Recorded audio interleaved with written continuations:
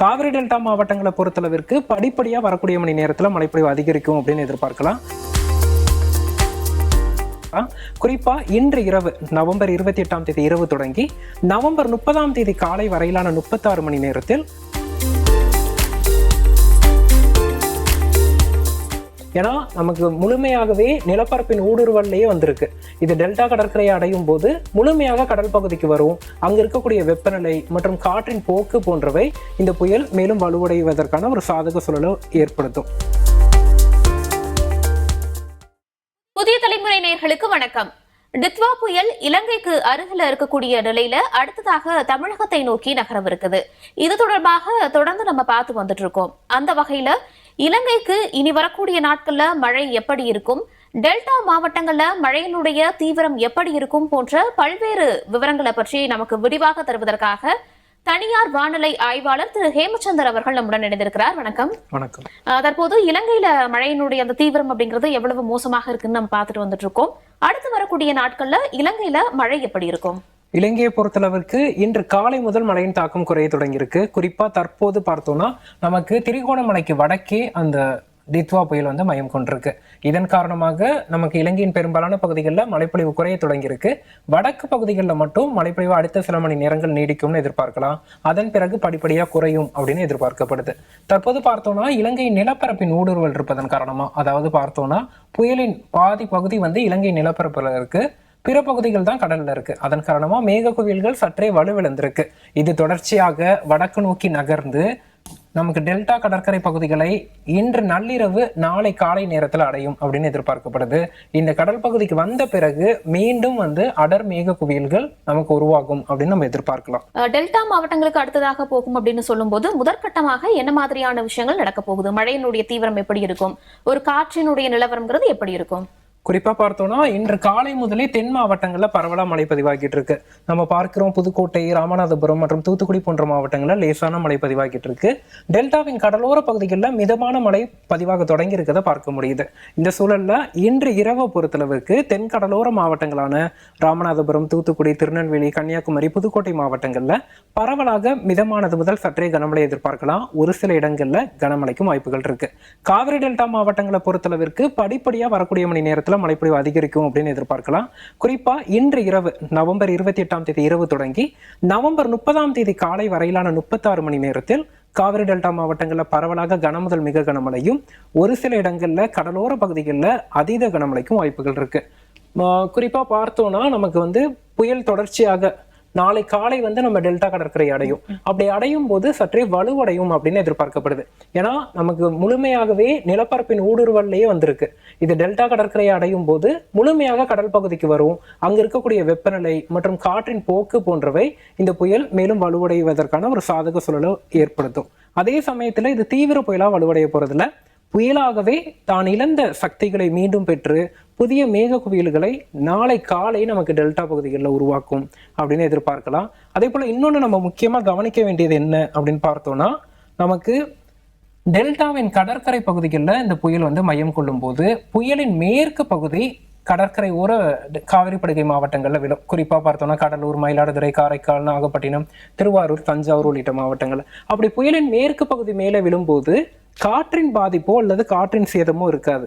அதே சமயத்தில் தொடர் மழைக்கும் ஒரு குறுகிய நேரத்துல தீவிர மழைக்கும், அதாவது ஒரு 6 மணி நேரத்திலேயே 10 சென்டிமீட்டர் 15 சென்டிமீட்டர் அளவிற்கான மழைப்பொழிவு கொடுப்பதற்கான வாய்ப்புகள் இருக்கு.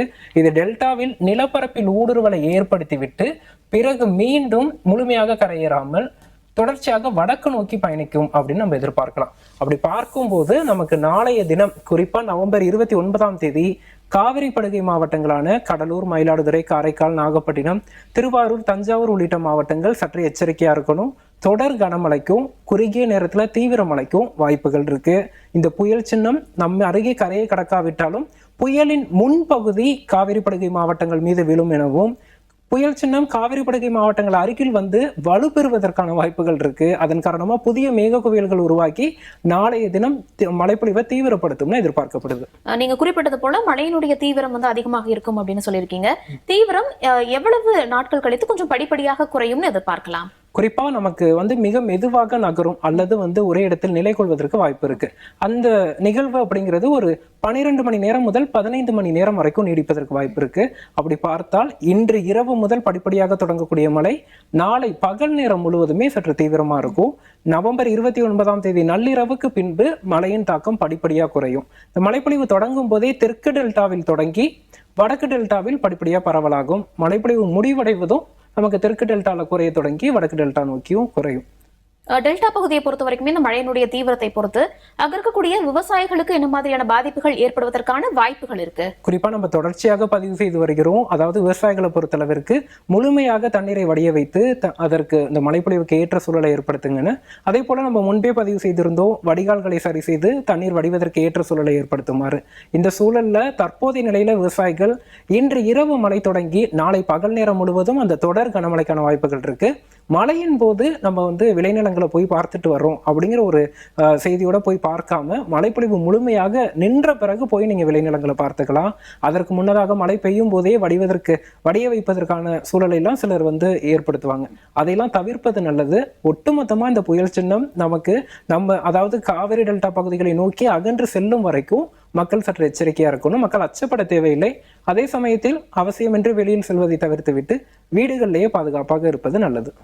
விவசாயிகளை நம்ம ஒரு பக்கம் பார்த்தோம். மறுபுறம் எடுத்துக்கிட்டோம் அப்படின்னா கடலோர மாவட்டங்கள்ல மழையினுடைய தாக்கம் அதிகமா இருக்கிற காரணத்தினால மீனவர்களை பொறுத்த வரைக்கும் அவர்களினுடைய அந்த இயல்பு நிலை திரும்புவதற்கு எந்த நாட்கள் எடுத்துக்கும்? எவ்வளவு நாட்கள்? குறிப்பா நாளைய தினம் ஒட்டுமொத்த வடகடலோர மாவட்டங்கள்லயும் நமக்கு அதே போல காவிரி டெல்டாவின் மாவட்டங்கள் தென் மாவட்டங்கள்ல கடல் சீற்றம் என்பது அதிகமாக இருக்கும். ஏன்னா நம்ம அருகே புயல் சின்னம் நிலை கொள்ள போது, அதுவும் இல்லாமல் சற்று வலுவடையும் நிலையில இருக்கு. அப்படிங்கிறதுனால அதன் காரணமா படகுகளை சற்று மீனவர்கள் பாதுகாப்பான இடங்களில் நிறுத்தி வைப்பது அவசியம். குறிப்பா படகுகள் ஒன்றோட ஒன்று சேதமடைவதற்கான வாய்ப்புகள் இருக்கு.